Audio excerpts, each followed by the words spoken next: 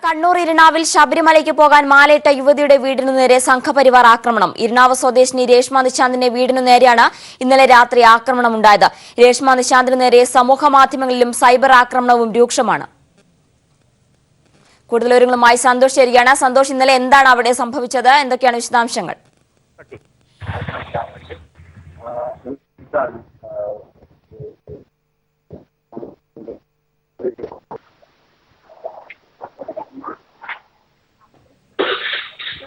സന്തോഷ്, കേൾക്കാമോ?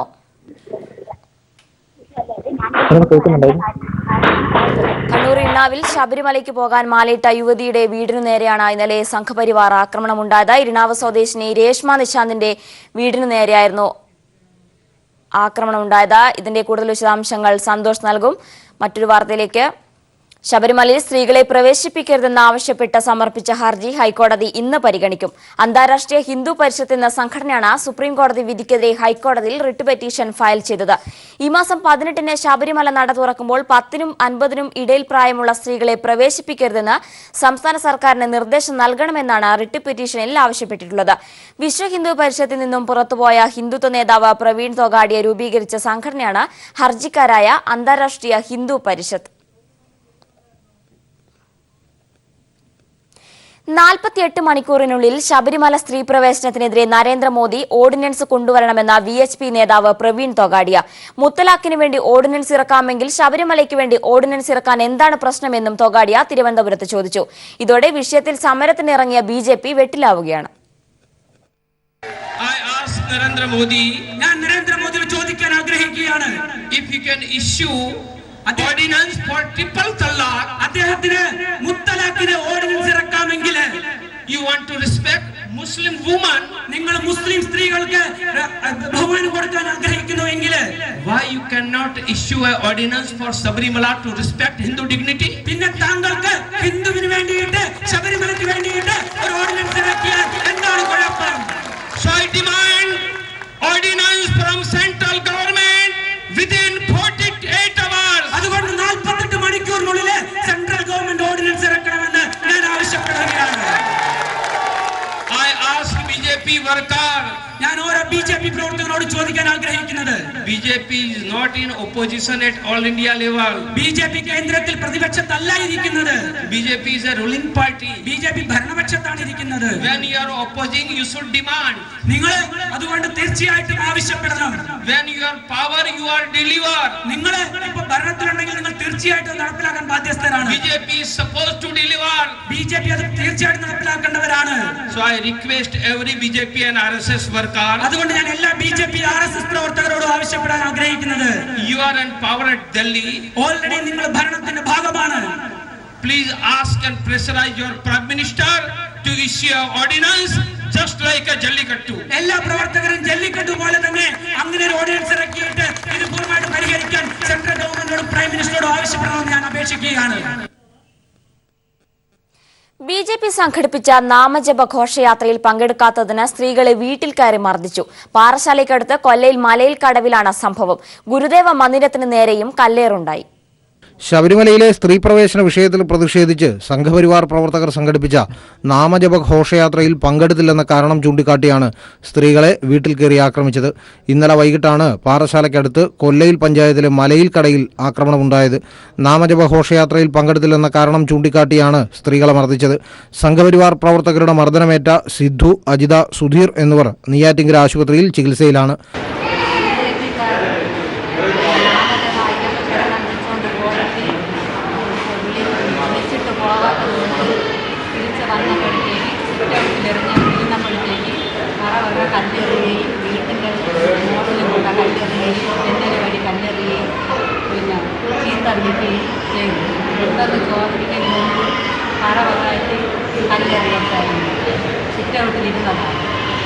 സംഘപരിവാറിന്റെ പ്രവർത്തകർ വീടുകൾ തോറും കയറിയിറങ്ങി സ്ത്രീകളെ നാമജപ ഘോഷയാത്രയിൽ പങ്കെടുക്കാനായി ക്ഷണിച്ചിരുന്നു. പ്രകടനത്തിൽ പങ്കെടുക്കാത്ത സ്ത്രീകളുടെ വീടിന് നേരെ കല്ലേറുമുണ്ടായി. തൊട്ടുപിന്നാലെ സമീപത്തെ ഗുരുദേവ മന്ദിരത്തിന് നേരെയും കല്ലേറുണ്ടായി.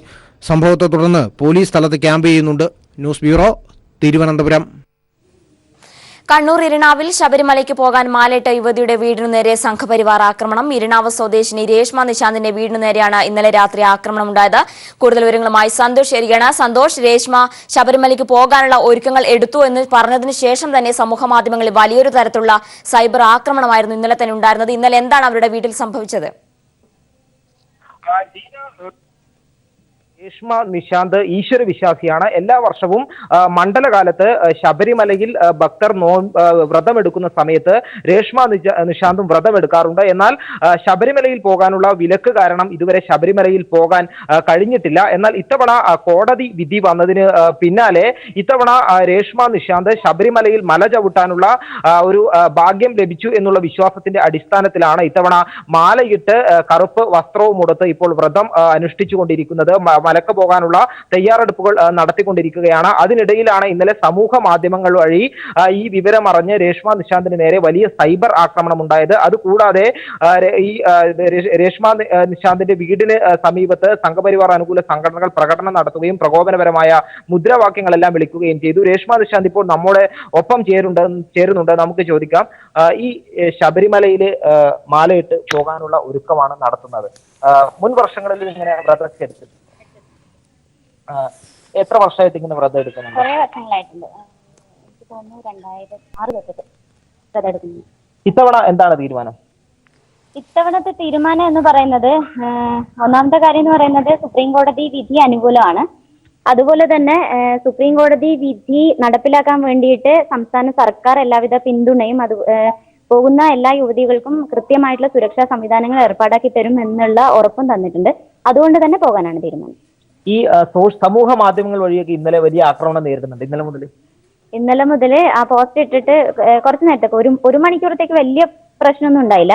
എന്റെ ആ പോസ്റ്റിനകത്തേക്കും പ്രത്യേകിച്ച് വലിയ പ്രശ്നങ്ങളൊന്നും ഉണ്ടായില്ല. പക്ഷെ പലതരത്തിലും ആ പോസ്റ്റ് പല ഗ്രൂപ്പുകളിലേക്കും ഷെയർ ചെയ്യപ്പെട്ടിട്ടുണ്ട്. അപ്പോൾ സുഹൃത്തുക്കൾ ആ ഗ്രൂപ്പുകളിൽ നിന്നുള്ള സ്ക്രീൻഷോട്ടൊക്കെ എടുത്ത് അയച്ചു തന്നപ്പോഴത്തേക്ക് അതിൻ്റെ അകത്ത് വളരെ മോശമായിട്ടുള്ള രീതിയിലുള്ള സ്ലട്ട് ഷേമിങ്, ബോഡി ഷേമിങ്, അങ്ങനത്തെ ഒരുപാട് പറഞ്ഞാൽ അറിയിക്കുന്ന രീതിയിലുള്ള തെറികൾ, അങ്ങനെ ഒരുപാട് കാര്യങ്ങൾ അതിനകത്ത് വന്നിട്ടുണ്ട്. അപ്പോൾ എന്റെ മാത്രമല്ല, എന്റെ ഭർത്താവിന്റെ അക്കൗണ്ട് ആയാലും എടുത്തിട്ട് അതിനകത്ത് എന്റെ ഭർത്താവ് എന്ന് പറയുന്ന ഒരു കമ്മ്യൂണിസ്റ്റുകാരനാണ്, മാർക്സിസ്റ്റുകാരനാണ്. അപ്പം അദ്ദേഹത്തിന്റെ കൂടെ ഞാൻ പലപ്പോഴും പാർട്ടി പരിപാടികൾക്ക് അദ്ദേഹം പോകുമ്പോൾ ഞാൻ കൂടെ പോകാറുണ്ട്. അതൊരിക്കലും ഞാൻ പാർട്ടി മെമ്പറോ അങ്ങനെ അതുകൊണ്ടൊന്നല്ല, ഞങ്ങൾ ഒരുമിച്ച് പോകാറുണ്ട്. അതുപോലെ തന്നെ ഞാൻ അമ്പലങ്ങളിൽ പോകുമ്പോൾ കമ്മ്യൂണിസ്റ്റുകാരനാണെങ്കിൽ അദ്ദേഹം എന്റെ കൂടെയും വരാറുണ്ട്. ഒരു കൂട്ടത്തിലാണ് പ്രക്രിയ. അപ്പോൾ അതുകൊണ്ട് തന്നെ അത്തരത്തിലുള്ള ഒരുപാട് ഫോട്ടോകൾ എടുത്തിട്ട് ഇവൾ അന്തം കമ്പനിയാണ്, ഇവള് എന്താ വിശ്വാസം കൊണ്ടൊന്നുമല്ല പോകുന്നത്, ഇവള് വെറുതെ ഒരു മോബ് വയലൻസ് ക്രിയേറ്റ് ചെയ്യുക എന്നുള്ളതാണ് ഇവളുടെ ഉദ്ദേശം എന്നുള്ള രീതിക്ക് പലതരത്തിലുള്ള ട്രോളുകളൊക്കെ ഞാൻ കണ്ടിട്ടുണ്ട്. പക്ഷെ ഒന്നിനോടും ഞാൻ പ്രതികരിക്കുന്നില്ല. കാര്യം നമ്മളിപ്പോ അയ്യപ്പ ഭക്തയാണ്, മാലയിട്ടാണുള്ളത്. അപ്പൊ ശാന്തത എന്ന് പറയുന്നത് ഇപ്പൊ നമ്മൾ ഏറ്റവും കൂടുതൽ കൈവിടാതെ കൊണ്ടുവിടേണ്ട ഒരു കാര്യം. അതുകൊണ്ട് തന്നെ ഇപ്പൊ ഞാൻ അതിനോടൊന്നും പ്രതികരിക്കുന്നില്ല. പക്ഷെ ഇന്നലത്തെ ഒരു ഇഷ്യൂ ഉണ്ടായതോടുകൂടി എനിക്ക് മനസ്സിലായത്, എനിക്ക് പിന്തുണയായിട്ട് ഒരുപാട് ആൾക്കാരുണ്ട്. ഈ പ്രതിഷേധിക്കുന്ന ആൾക്കാരെക്കാളും കൂടുതൽ പിന്തുണ കിട്ടിയിട്ടുണ്ട്. പലതരത്തിലും ഉള്ള നേരിട്ട് വിളിച്ചിട്ടും അതുപോലെ തന്നെ മെസ്സഞ്ചറിലായാലും അല്ലെങ്കിൽ പല രീതിക്കും ആൾക്കാർ വിളിച്ചിട്ട് എന്താണ് പ്രശ്നം, എന്താണ്, എന്തെങ്കിലും കുഴപ്പമുണ്ടോ, ഞങ്ങൾ അവിടെ എത്തേണ്ടതുണ്ടോ എന്ന് പറഞ്ഞിട്ട് ഒരുപാട് ആൾക്കാർ അന്വേഷിക്കുന്നുണ്ട്. അപ്പൊ അതൊക്കെ കണ്ടപ്പോഴത്തേക്ക് ശരിക്കും നമുക്ക് ഇല്ലാത്ത ഊർജം, ധൈര്യം ഇതൊക്കെ എവിടുന്ന് കിട്ടും. ഇന്നലെ രേഷ്മയുടെ വീടിന് സമീപത്ത് എന്തെങ്കിലും തരത്തിലുള്ള പ്രശ്നങ്ങൾ, അക്രമ സംഭവങ്ങൾ എന്തെങ്കിലും ഉണ്ട്? കുറച്ചുപേര് വന്നു, എന്നിട്ട് അവര് പന്തം കൊളുത്തി പ്രകടനം നടത്തി, അയ്യപ്പന്റെ ഭജന വിളിച്ചു, ശരണം വിളിച്ചു. അത് കഴിഞ്ഞിട്ട് അവർ വെല്ലുവിളിച്ചു, ഞങ്ങളുടെ നാട്ടിൽ നിന്ന് എന്തായാലും ഒരു പെണ്ണ് മാലയിട്ടിട്ട് ശബരിമല പോവില്ല, അവളെ കയറ്റാതിരിക്കാൻ എന്താ ഞങ്ങൾ ചെയ്യും എന്നുള്ള തരത്തിലുള്ള വെല്ലുവിളികൾ ഉണ്ടായിട്ടുണ്ട്. ഈ കൂടെ ആരെങ്കിലും ഉണ്ടോ ഇതുവരെ പോകാൻ വേണ്ടി? കണ്ടിട്ടല്ല. കാര്യം ഞാൻ പറഞ്ഞില്ല, ഒരിക്കലും എന്റെ ഈ ഉദ്യമത്തിന്റെ ലക്ഷ്യം എന്ന് പറയുന്ന ഒരു മോബ് വയലൻസ് അല്ല. ഞാൻ ഉദ്ദേശിക്കുന്നത് ഇത്ര മാത്രമാണ്. കാര്യം വിശ്വാസികളായിട്ടുള്ള ഒരു പെണ്ണും ശബരിമല കയറാൻ തയ്യാറാവില്ല എന്നാണ് ഒരു വാദം എന്ന് പറയുന്നത്. പക്ഷെ ആ വാദത്തിനെ ഖണ്ഡിച്ചുകൊണ്ട് തന്നെ ഒരുപാട് പെണ്ണുങ്ങൾ ശബരിമല കയറാൻ വ്രതം എടുത്തിട്ട് അല്ലെങ്കിൽ മാലയിട്ടിട്ട് വ്രതം എടുത്തിട്ട് തന്നെ തയ്യാറായിട്ടുള്ള ആൾക്കാരുണ്ട്. പക്ഷെ അവർക്കൊക്കെ മുന്നോട്ട് വരാനുള്ള പ്രയാസം എന്ന് പറയുന്ന ഒരു ഭീതിയുണ്ട്, എന്തും സംഭവിച്ചേക്കാം എന്നുള്ള ഒരു ഭീതിയുണ്ട്. അപ്പോ അറ്റ്ലീസ്റ്റ് ഒരാളെങ്കിലും അതും പറഞ്ഞ് മുന്നോട്ട് വരികയാണെന്നുണ്ടെങ്കിൽ തീർച്ചയായിട്ടും ബാക്കിയുള്ളവരൊക്കെ ഈ മറന്നേക്ക് പുറത്തു വരുന്നതാണ് ഞാൻ വിചാരിക്കുന്നത്. അപ്പൊ ഞാൻ ഒറ്റയ്ക്കല്ല, കൂടെ ഒരുപാട് ആൾക്കാരുണ്ട്. അപ്പൊ അവരൊക്കെയും ഇതുപോലെ എന്നെ പോലെ തന്നെ മാലയിട്ട് വ്രതം അനുഷ്ഠിച്ച് 41 ദിവസത്തെ വ്രതം പൂർത്തിയാക്കിയിട്ട് കെട്ടുനിറ അടക്കമുള്ള കാര്യങ്ങൾ ചെയ്തിട്ട് എല്ലാ മാമൂലുകളും പാലിച്ചുകൊണ്ട് തന്നെ ശബരിമല കയറാൻ വേണ്ടി തയ്യാറായി നിൽക്കുന്ന ഒരു കൂട്ടം ആൾക്കാർ. അപ്പം അവരുടെ കൂടെ ശബരിമല കയറാൻ വേണ്ടിയിട്ടുള്ള എല്ലാ സപ്പോർട്ടും പൊതുസമൂഹവും അതുപോലെ തന്നെ സർക്കാരും ചെയ്തു തരണം എന്നാണ് ഈ അവസരത്തിൽ എനിക്ക് ആവശ്യപ്പെടാനുള്ളത്. ശബരിമല കയറാൻ നിലവിലെ സാഹചര്യത്തിൽ സർക്കാരിന്റെ സഹായം ഉണ്ടാകും എന്ന് തന്നെയാണ് രേഷ്മ പ്രതീക്ഷിക്കുന്നത്. അതോടൊപ്പം തന്നെ രേഷ്മയുടെ കൂടെ മറ്റു ചിലരും കൂടി ശബരിമലക്ക് പോകാനുള്ള തയ്യാറെടുപ്പ് നടത്തുകയാണ്. ഇത്തരത്തിലുള്ള സൈബർ ആക്രമണം കൊണ്ടും അല്ലെങ്കിൽ നേരിട്ട് നടക്കുന്ന ആക്രമണം കൊണ്ടും പിന്മാറാനില്ല. എല്ലാ വിശ്വാസവും എല്ലാ ആചാരങ്ങളും അനുഷ്ഠിച്ചുകൊണ്ട് തന്നെ ശബരിമല കയറും എന്ന് തന്നെയാണ് രേഷ്മ ഇപ്പോൾ വ്യക്തമാക്കുന്നത്. കണ്ണൂരിൽ നിന്ന് ക്യാമറമാൻ ജയൻ കല്യാശ്ശേരിക്കൊപ്പം സന്തോഷ്. കണ്ണൂർ ഇരിണാവിൽ ശബരിമലയ്ക്ക് പോകാൻ മാലയിട്ട യുവതിക്കു നേരെയാണ് സംഘപരിവാർ ആക്രമണം ഉണ്ടായത്. ഒപ്പം തന്നെ ഇന്നലെ മുതൽ തന്നെ വലിയ തരത്തിലുള്ള സൈബർ ആക്രമണം ഉണ്ടായിരുന്നു. ഒരുപക്ഷെ സുപ്രീംകോടതി വിധിക്ക് ശേഷം ശബരിമലയ്ക്ക് പോകാൻ മാലയിട്ട ആദ്യത്തെ ഒരു യുവതി അല്ലെങ്കിൽ പ്രത്യക്ഷമായി രംഗത്ത് വന്ന ഒരു യുവതി തന്നെയാണ് ഇത്. മറ്റു വാർത്തകളിലേക്ക് വരാം ഒരു ഇടവേളയ്ക്ക് ശേഷം. ശബരിമല മണ്ഡലകാലം ആരംഭിക്കുന്നതിനോടനുബന്ധിച്ച് അയ്യപ്പന്മാരുടെ ഇടത്താവളങ്ങളിലെ സൗകര്യം വർദ്ധിപ്പിക്കാൻ തദ്ദേശ സ്വയംഭരണ വകുപ്പ് 4.15 കോടി രൂപ അനുവദിച്ചു. ഇടത്താവളങ്ങൾ തീർത്ഥാടന സൗഹൃദ കേന്ദ്രങ്ങളാക്കുമെന്നും ശബരിമല തീർത്ഥാടകർക്ക് ആവശ്യമായ എല്ലാ സൗകര്യങ്ങളും ബന്ധപ്പെട്ട തദ്ദേശ സ്വയംഭരണ സ്ഥാപനങ്ങൾ പ്രദാനം ചെയ്യുമെന്നും കൂടാതെ ഇടത്താവളങ്ങളുടെ ശുചിത്വം ഉറപ്പുവരുത്തുമെന്നും തദ്ദേശ സ്വയംഭരണ വകുപ്പ് മന്ത്രി AC മൊയ്തീൻ പറഞ്ഞു. അഭിറാം തയ്യാറാക്കിയ റിപ്പോർട്ട്. ശബരിമല മണ്ഡലകാലം ആരംഭിക്കാനിരിക്കെ അതിന്റെ എല്ലാ മുന്നൊരുക്കങ്ങളുമായി മുന്നോട്ട് പോവുകയാണ് തദ്ദേശ സ്വയംഭരണ വകുപ്പ്. ഇപ്പോൾ ഏറ്റവും അവസാനമായി 4 കോടി രൂപയാണ് വകുപ്പ് ഇടത്താവളം അടക്കമുള്ള അയ്യപ്പന്മാരുടെ സൗകര്യത്തിന് വേണ്ടി അനുവദിച്ചിരിക്കുന്നത്. ഇപ്പോൾ നമ്മളോടൊപ്പം വകുപ്പ് മന്ത്രി AC മൊയ്തീൻ തന്നെ ചേരുകയാണ്. ശബരിമല മണ്ഡലകാല തീർത്ഥാടനത്തിനോടനുബന്ധിച്ച് പത്തനംതിട്ട, ഇടുക്കി, കോട്ടയം ജില്ലകളിലെ 23 പഞ്ചായത്തുകൾക്കായിട്ടാണ് 23 പഞ്ചായത്തുകൾക്കും 6 മുനിസിപ്പാലിറ്റികൾക്കുമായിട്ടാണ് 4.15 കോടി രൂപ അനുവദിച്ചിട്ടുള്ളത്. ഈ പരിസരങ്ങളിലെ തീർത്ഥാടനത്തിന് എത്തിച്ചേർന്ന ശബരിമല ഭക്തർക്ക് ആവശ്യമായ സൗകര്യങ്ങൾ ഒരുക്കാൻ, ഇടത്താവളങ്ങളിൽ സൗകര്യമൊരുക്കാൻ വേണ്ടിയാണ് ഈ പണം അനുവദിച്ചിട്ടുള്ളത്. തീർച്ചയായും കേരളത്തിലേക്ക് ലക്ഷക്കണക്കിന് തീർത്ഥാടകരാണ് ഈ ശബരിമല സീസണിൽ എത്തിച്ചേരുക എന്നറിയാം.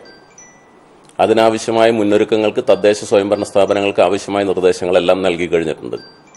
ശബരിമലയോടനുബന്ധിച്ചിട്ടുള്ള പരിസര പ്രദേശങ്ങളിലെ പഞ്ചായത്തുകൾ സർക്കാർ അനുവദിച്ച ഈ പണത്തിന് പുറമെ അവരുടെ ഓൺ ഫണ്ടിൽ നിന്നും ധാരാളം പണം ഈ ആവശ്യത്തിന് വേണ്ടി ചെലവഴിക്കാറുണ്ട്. ഗവൺമെൻറ് ബഡ്ജറ്റിൽ പറഞ്ഞ സംഖ്യ എന്നുള്ള നിലയ്ക്കാണ് ഈ സംഖ്യ ഇപ്പോൾ അനുവദിച്ചിട്ടുള്ളത്.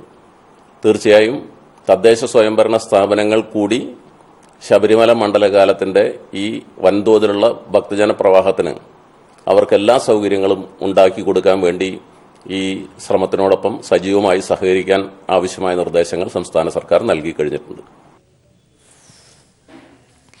MJ അക്ബറിനെതിരായ മീറ്റു ആരോപണത്തിൽ ഉറച്ച് വനിതാ മാധ്യമ പ്രവർത്തകർ. ആരോപണം ഉന്നയിച്ചവർക്കെതിരെ നിയമ നടപടി സ്വീകരിക്കുമെന്ന് MJ അക്ബർ. BJP നേതൃത്വത്തിന്റെ മൌനത്തിനെതിരെ പാർട്ടിയിൽ ഭിന്നത. വിഷയത്തിൽ പ്രതിഷേധം ശക്തമാക്കാനൊരുങ്ങി പ്രതിപക്ഷം.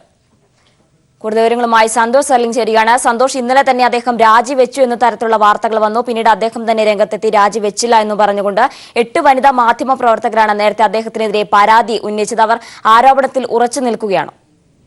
ജീന, 8 അല്ല 12ഓളം മാധ്യമപ്രവർത്തകരാണ് MJ അക്ബറിനെതിരെ പരാതി ഉന്നയിച്ചത്. ഇതിൽ 6 മാധ്യമപ്രവർത്തകരുടെ പ്രതികരണം നേടാൻ മാധ്യമപ്രവർത്തകർക്ക് കഴിഞ്ഞിട്ടുണ്ട്. അവർ വ്യക്തമാക്കിയിരിക്കുന്ന ഇതിൽ 6 പേരും പറഞ്ഞിരിക്കുന്നത് തങ്ങളുടെ നിലപാടിൽ ഉറച്ചു തന്നെ നിൽക്കുന്നു എന്നതാണ്. ആ സ്റ്റേറ്റ്മെന്റിൽ ഒരു വ്യത്യാസവും ഉണ്ടാകില്ല എന്നാണ്. ഏറ്റവും അവസാനം MJ അക്ബറിനെതിരെ പരാതി ഉന്നയിച്ച വിദേശ കൊളംബിയ മാധ്യമ പ്രവർത്തകയുടെ തന്നെ വാക്കുകൾ ശ്രദ്ധിച്ചാൽ മതി.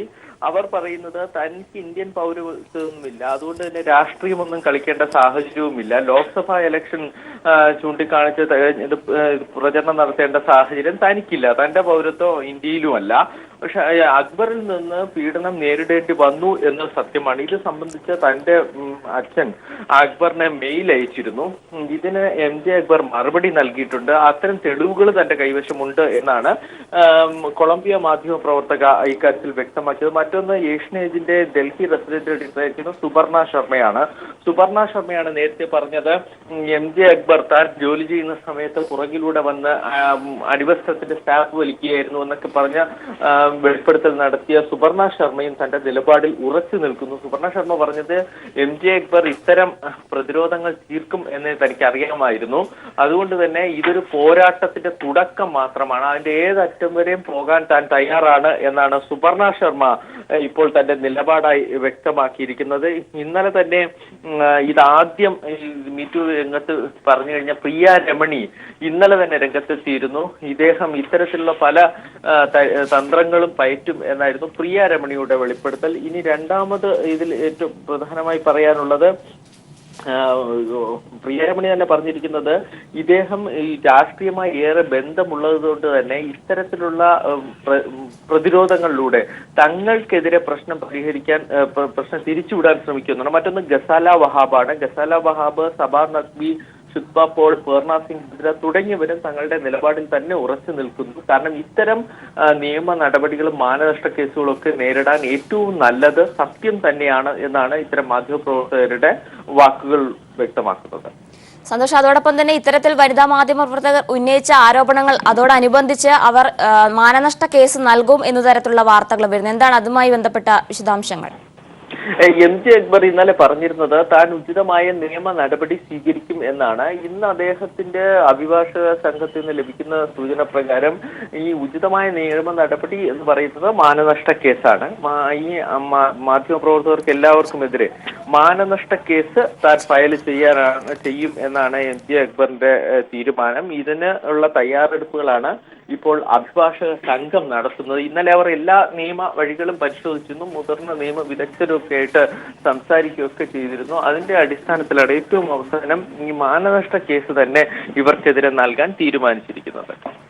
ശരി സന്തോഷ്. MJ അക്ബറിനെതിരായ മീറ്റു ആരോപണത്തിൽ ഉറച്ച വനിതാ മാധ്യമ പ്രവർത്തകർ ആരോപണം ഉന്നയിച്ചവർക്കെതിരെ നിയമ നടപടി സ്വീകരിക്കുമെന്ന് MJ അക്ബർ. വിശദാംശങ്ങളാണ് ഡൽഹിയിൽ നിന്നും സന്തോഷ് സർലിംഗ് നൽകിയത്. മറ്റു വാർത്തകളിലേക്ക്. ബിഷപ്പ് ഫ്രാങ്കോ മുളയ്ക്കൽ സമർപ്പിച്ച രണ്ടാമത് ജാമ്യ ഹർജി ഹൈക്കോടതി ഇന്ന് പരിഗണിക്കും. ആദ്യ റിമാൻഡ് കാലാവധി പൂർത്തിയായ സാഹചര്യത്തിലാണ് ഫ്രാങ്കോ ജാമ്യ ഹർജിയുമായി വീണ്ടും ഹൈക്കോടതിയെ സമീപിച്ചത്. കഴിഞ്ഞ ദിവസം ഹർജി പരിഗണിച്ച കോടതി സർക്കാരിനോട് നിലപാട് ആരാഞ്ഞിരുന്നു. ജാമ്യാപേക്ഷ എതിർത്ത സർക്കാർ ഇന്ന് നിലപാട് അറിയിക്കും. കേസിന്റെ ഭാഗമായുള്ള ചോദ്യം ചെയ്യലും തെളിവെടുപ്പും പൂർത്തിയായെന്നും ഈ സാഹചര്യത്തിൽ ജാമ്യം അനുവദിക്കണമെന്നുമാണ് ഫ്രാങ്കോയുടെ ഹർജിയിലെ ആവശ്യം. ഇതുവരെ അന്വേഷണവുമായി സഹകരിച്ചെന്നും തുടർന്നും സഹകരിക്കാമെന്നും ഹർജിയിലുണ്ട്. കോടതി നിർദ്ദേശിക്കുന്ന ഏത് വ്യവസ്ഥയും പാലിക്കാമെന്നും ബിഷപ്പ് ഹർജിയിൽ ഉറപ്പു നൽകുന്നുണ്ട്. ഫ്രാങ്കോ സമർപ്പിച്ച ജാമ്യ ഹർജി ഇതേ ബെഞ്ച് നേരത്തെ തള്ളിയിരുന്നു. ചേർത്തല SN കോളേജിന് സമീപം ലോറിക്ക് പിന്നിൽ ലോറി ഇടിച്ച് 2 പേർ മരിച്ചു. ഇന്ന് രാവിലെ 5:30 മണിയോടെയായിരുന്നു അപകടം. ലോറിയുടെ ക്യാബിനുള്ളിൽ കുടുങ്ങിയ ഡ്രൈവറുടെ മൃതദേഹം പുറത്തെത്തിക്കാൻ ശ്രമം തുടരുന്നു. കൂടുതൽ വിവരങ്ങളുമായി ഷാജഹാൻ ചേരുകയാണ്. ഷാജഹാൻ, എങ്ങനെയായിരുന്നു അപകടം? ജിന, രാവിലെ 5 മണിയോടുകൂടിയായിരുന്നു ചേർത്തലയിൽ അപകടമുണ്ടായത്. അപകടത്തിൽ 2 പേരാണ് മരണപ്പെട്ടത്. നിർത്തിയിട്ടിരുന്ന ലോറിക്ക് പിന്നിൽ മറ്റൊരു ലോറി ഇടിച്ചാണ് അപകടം സംഭവിച്ചത്. അപകടത്തിൽ കൂടുതൽ പേർക്ക് പരിക്ക് പറ്റിയിട്ടുണ്ട്. ഇവരെ ചേർത്തലയിലെ ആശുപത്രിയിൽ പ്രവേശിപ്പിച്ചിരിക്കുകയാണ്. മരണമടഞ്ഞ രണ്ടുപേരിൽ ഒരാൾ കോഴിക്കോട് സ്വദേശിയാണെന്ന് തിരിച്ചറിഞ്ഞിട്ടുണ്ട്. ഇപ്പോൾ സംഭവ സ്ഥലത്ത് പോലീസും മറ്റും പരിക്കേറ്റവരെയും അവരുടെ വിവരങ്ങളുമൊക്കെ ശേഖരിച്ചു വരികയാണ്. മരണപ്പെട്ട 2 പേരുടെയും മൃതദേഹം ചേർത്തല താലൂക്ക് ആശുപത്രിയിലാണ് ഇപ്പോൾ സൂക്ഷിച്ചിരിക്കുന്നത്. ചേർത്തല SN കോളേജിന് സമീപം ലോറിക്ക് പിന്നിൽ ലോറി ഇടിച്ച് 2 പേർ മരിച്ചു. വിവരങ്ങളാണ് ഷാജഹാൻ നൽകിയത്. രാജസ്ഥാനിലെ കോൺഗ്രസിന്റെ ആദ്യഘട്ട സ്ഥാനാർത്ഥി പട്ടിക ഒക്ടോബർ 22-ന് പ്രഖ്യാപിച്ചേക്കും. പട്ടിക തയ്യാറാക്കുന്നതിനായി സ്ക്രീനിംഗ് കമ്മിറ്റി ചുമതലയുള്ള കുമാരി ശൈലജ പ്രദേശ് കോൺഗ്രസ് കമ്മിറ്റി അംഗങ്ങളുടെ പട്ടിക തയ്യാറാക്കും. വിജയപ്രതീക്ഷ ഏറെയുള്ള രാജസ്ഥാനിൽ ഇത്തവണ സ്ഥാനാർത്ഥികളെ കെട്ടിയിറക്കില്ലെന്ന് രാഹുൽ ഗാന്ധി പ്രഖ്യാപിച്ചിരുന്നു. മറ്റ് സംസ്ഥാനങ്ങളിലെല്ലാം കോൺഗ്രസ് സ്ഥാനാർത്ഥികളുടെ കാര്യത്തിൽ അന്തിമ രൂപമായിട്ടും രാജസ്ഥാനിലെ പട്ടികയുടെ കാര്യത്തിൽ അനിശ്ചിതത്വം തുടരുന്നത് പാർട്ടിയിലെ സീറ്റ് മോഹികൾ തമ്മിലുള്ള കിടമത്സരം മൂലമാണെന്നാണ് അഭിപ്രായം. തെരഞ്ഞെടുപ്പ് നടക്കാനിരിക്കുന്ന മധ്യപ്രദേശിൽ കോൺഗ്രസ് അധ്യക്ഷൻ രാഹുൽ ഗാന്ധി ഇന്ന് സന്ദർശനം നടത്തും. 2 ദിവസം നീണ്ടു നിൽക്കുന്ന സന്ദർശനത്തിൽ ഗ്വാളിയാർ ചമ്പൽ മേഖലയിൽ റോഡ് ഷോകളിലും അദ്ദേഹം പങ്കെടുക്കും. തെരഞ്ഞെടുപ്പ് ഒരുക്കങ്ങൾ സംസ്ഥാന കോൺഗ്രസ് നേതാക്കളുമായി ചർച്ച ചെയ്യുന്ന രാഹുൽ മധ്യപ്രദേശിലെ പ്രധാനപ്പെട്ട ഹിന്ദു മുസ്ലിം ആരാധനാലയങ്ങളും സന്ദർശിക്കും. BJP അധ്യക്ഷൻ അമിത്ഷാ കഴിഞ്ഞ ദിവസം മധ്യപ്രദേശിലെ പട്ടികവർഗ മേഖലകളിൽ സന്ദർശനം നടത്തിയിരുന്നു. ചേളാരി IOC പ്ലാന്റ് മാറ്റിസ്ഥാപിക്കണമെന്ന ആവശ്യവുമായി സമീപവാസികൾ സമരത്തിനൊരുങ്ങുന്നു. സുരക്ഷാ സൗകര്യങ്ങളില്ലാതെയാണ് പ്ലാന്റ് ജനവാസ കേന്ദ്രത്തിൽ പ്രവർത്തിക്കുന്നതെന്ന് ആരോപിച്ചാണ് സമരം. 100 മെട്രിക് ടൺ സംഭരണശേഷിയുള്ള 4 ടാങ്കുകൾ സ്ഥാപിക്കുന്നതിനാണ് IOC പഞ്ചായത്തിൽ നിന്ന് അനുമതി വാങ്ങിയത്. ഇതിന്റെ മറവിൽ 150 മെട്രിക് ടൺ സംഭരണശേഷിയുള്ള 6 ടാങ്കുകൾ കൂടി സ്ഥാപിച്ച് അനധികൃതമായി പ്രവർത്തിപ്പിക്കുന്നുണ്ട്. റെഡ് കാറ്റഗറി സുരക്ഷ ഒരുക്കേണ്ട പ്ലാന്റിൽ അപകടമുണ്ടായാൽ പ്രാഥമികമായി വേണ്ട സൌകര്യങ്ങൾ പോലുമില്ലെന്നും നാട്ടുകാർ ആരോപിക്കുന്നു. 4000 വർദ്ധിപ്പിച്ചോടുകൂടി തന്നെ അതിന്റെ സേഫ്റ്റി മെഷേഴ്സ് ആനുപാതികമായി വർദ്ധിപ്പിക്കപ്പെട്ടിട്ടില്ല. അതുമാത്രമല്ല, ഇവരുടെ ഈ 2 വലിയ ഒരു വാട്ടർ ടാങ്ക് നിലവിലുണ്ട്, അതിലൊരു തുള്ളി വെള്ളമില്ല എന്നുള്ളതാണ്. അവിടെ വെള്ളം ചെയ്യുന്നില്ല, സേഫ്റ്റി മെഷർ, അതുപോലെ മോണിറ്ററിംഗ് സംവിധാനമില്ല, അതുപോലെ ഈ ഗ്യാസ് ലീക്ക് ആവുന്നുണ്ടോ എന്ന് അറിയാൻ വേണ്ടിയുള്ള സ്ക്രീനിങ് സംവിധാനമില്ല, ഒരു ഡിസാസ്റ്റർ മാനേജ്മെന്റ് ടീമില്ല. അതുപോലെ 4 മൂലയിലും ഓരോ തൊട്ടടുത്തൊക്കെ ഉള്ള ആളാണ് ഞങ്ങൾ. തൊട്ടടുത്തൊരു തീപിടുത്തം ഉണ്ടായാൽ പെട്ടെന്ന് ഒരു തീ അണയ്ക്കണമെങ്കിൽ ഞങ്ങൾ ബക്കറ്റ് പോയിട്ട് പോകണം, അല്ലെങ്കിൽ പിന്നെ എന്ത് വേണം, തിരൂരിന്നോ കോഴിക്കോടുന്നോ ഫയർ വണ്ടി വരണം. ഈ ഭീതിയിലാണ് ഇവർ സമരത്തിനിറങ്ങുന്നത്. ജനസാന്ദ്രതയേറിയ ചേളാരിയിൽ നിന്ന് പ്ലാന്റ് മാറ്റുന്നതിന് മുമ്പ് തൊഴിലാളികളെ പുനരധിവസിപ്പിക്കണമെന്നും സമരത്തിന് നേതൃത്വം നൽകുന്ന IOC ആക്ഷൻ കൌൺസിൽ ആവശ്യപ്പെടുന്നു. News bureau, Malappuram. വയോജനങ്ങൾക്കും നാട്ടുകാർക്കും ആശ്വാസമായി വീണ്ടും Karuna pain and palliative society. Karuna സ്ഥാപിച്ച കുടിവെള്ള പ്ലാന്റിന്റെ ഉദ്ഘാടനവും 2530 കിടപ്പ് രോഗികളുടെ കുടുംബങ്ങൾക്കുള്ള കിറ്റ് വിതരണവും CPIM പൊളിറ്റ് ബ്യൂറോ അംഗം S. രാമചന്ദ്രൻപിള്ള നിർവഹിച്ചു. അണുകുടുംബങ്ങൾ ഏറിക്കൊണ്ടിരിക്കുന്ന ഈ കാലഘട്ടത്തിൽ പ്രായമേറിയവരുടെ ജീവിതവും ശുശ്രൂഷയും എന്നത് വലിയ സാമൂഹ്യ പ്രശ്നമായി മാറിക്കൊണ്ടിരിക്കുകയാണെന്നും ഈ പ്രശ്നത്തിന് പരിഹാരം കാണുന്നതിന് സംസ്ഥാന ഗവൺമെൻറ് നന്നായി ശ്രമിക്കുന്നുണ്ടെങ്കിലും സന്നദ്ധ സംഘടനകളും സ്ഥാപനങ്ങളും കരുണയെ മാതൃകയാക്കി ഈ വിഷയത്തിൽ പരിഹാരം കാണാൻ ശ്രമിക്കണമെന്ന് S. രാമചന്ദ്രൻപിള്ള പറഞ്ഞു. ചെങ്ങന്നൂരിൽ സ്ഥാപിച്ച കുടിവെള്ള പ്ലാന്റിന്റെ ഉദ്ഘാടനവും കരുണ പരിചരിക്കുന്ന 2530 കിടപ്പ് രോഗികളുടെ കുടുംബങ്ങൾക്കുള്ള കിറ്റ് വിതരണവും നിർവഹിക്കുകയായിരുന്നു അദ്ദേഹം. 11 പദ്ധതികളാണ് ഇന്ന് ഈ കരുണ ഏറ്റെടുത്തിരിക്കുന്നത്. ഇനിയും ഈ പദ്ധതികൾ വിപുലീകരിക്കാൻ പ്ലാനുണ്ട് എന്ന് സഖാവ് സജി നിങ്ങളോട് പറഞ്ഞു. ഇന്നിപ്പോൾ നമ്മുടെ സംസ്ഥാനത്തിൻ്റെ വിവിധ പ്രദേശങ്ങളിൽ ഇത്തരം പ്രവർത്തനങ്ങൾ നടക്കുന്നുണ്ട്. പെയിൻ ആൻഡ് പാലിയേറ്റീവ് കെയർ പ്രവർത്തനങ്ങളിലും ജൈവ പച്ചക്കറി കൃഷി അടക്കമുള്ള സേവന രംഗങ്ങളിലും കരുണയുടെ പ്രവർത്തനങ്ങൾ കേരളത്തിനകത്തും പുറത്തും പ്രചരണം നടത്തണമെന്നും അദ്ദേഹം പറഞ്ഞു. കരുണ സെന്ററിൽ നടന്ന ചടങ്ങിൽ സജി ചെറിയാൻ MLA അധ്യക്ഷത വഹിച്ചു. News bureau, Chengannur. കേരള സംസ്ഥാന വ്യാപാരി വ്യവസായി സമിതി തിരുവനന്തപുരം ജില്ലാ കമ്മിറ്റിയുടെ കുടുംബസംഗമവും ദുരിതാശ്വാസ ഫണ്ട് സമർപ്പണവും ജിമ്മി ജോർജ് ഇൻഡോർ സ്റ്റേഡിയത്തിൽ നടന്നു. പരിപാടി മന്ത്രി കടകംപള്ളി സുരേന്ദ്രൻ ഉദ്ഘാടനം ചെയ്തു. വിവിധ സാംസ്കാരിക രാഷ്ട്രീയ നേതാക്കൾ പരിപാടിയിൽ പങ്കെടുത്തു. നിത്യജീവിതത്തിന്റെ ഏറിയ സമയവും ആവശ്യക്കാരെ കാത്ത് വേണ്ടപ്പെട്ടവരിൽ നിന്ന് അകന്നു കഴിയുന്ന വ്യാപാരികൾക്കും കുടുംബാംഗങ്ങൾക്കുമുള്ള സംഗമവേദിയായിരുന്നു കുടുംബസംഗമം. 3 വർഷങ്ങൾക്ക് ശേഷമാണ് വീണ്ടും വ്യാപാരി വ്യവസായ സമിതി തിരുവനന്തപുരം ജില്ലാ കമ്മിറ്റി കുടുംബസംഗമം സംഘടിപ്പിച്ചത്. മന്ത്രി കടകംപള്ളി സുരേന്ദ്രൻ പരിപാടി ഉദ്ഘാടനം ചെയ്തു. ഇത്തരം വേദികൾ ഒരുമയുടെ സന്ദേശങ്ങൾ ഉയർത്തിപ്പിടിക്കുമെന്നും മറ്റ് സംഘടനകളും കുടുംബസംഗമ പരിപാടികൾ സംഘടിപ്പിക്കണമെന്നും മന്ത്രി പറഞ്ഞു. നമ്മളെല്ലാവരും എങ്ങനെയാണോ പ്രളയകാലത്തെ മുറിച്ചു കിടക്കാനായിട്ട് നമ്മുടെ സ്നേഹത്തെ ഒരു ആയുധമായിട്ട് നമ്മൾ ഉപയോഗിച്ചത്, അതുപോലെ ലോകത്തെവിടെയുമുള്ള മലയാളികളുടെ സ്നേഹത്തെ നമുക്ക് ഒരു കൂട്ടായ്മയിലൂടെ ഉപയോഗിക്കാൻ കഴിഞ്ഞാൽ പ്രളയം സൃഷ്ടിച്ചതായിട്ടുള്ള ദുരന്തത്തിൽ നിന്നും നമ്മുടെ സഹോദരങ്ങൾക്ക് പ്രത്യാശയുടെ വെളിച്ചം പ്രദാനം ചെയ്യാൻ സാധിക്കുമെന്നാണ് ഗവൺമെന്റ് കരുതുന്നത്. വ്യാപാരികൾ സംഘടിപ്പിച്ച തുക മുഖ്യമന്ത്രിയുടെ ദുരിതാശ്വാസ നിധിയിലേക്ക് സംഗമവേദിയിൽ വെച്ച് മന്ത്രിക്ക് കൈമാറി. കൂടാതെ മഹാപ്രളയത്തിൽ ദുരിതാശ്വാസ പ്രവർത്തനത്തിൽ ഏർപ്പെട്ടവരെയും നിരവധി മേഖലകളിൽ കഴിവ് തെളിയിച്ചവരെയും സമിതി ആദരിച്ചു. ഒരു ദിവസം നീണ്ടുനിന്ന പരിപാടിയിൽ നിരവധി കലാപരിപാടികളും സംഘടിപ്പിച്ചു. വിവിധ സാംസ്കാരിക രാഷ്ട്രീയ നേതാക്കൾ സംഗമത്തിൽ പങ്കെടുത്തു. News bureau, Thiruvananthapuram.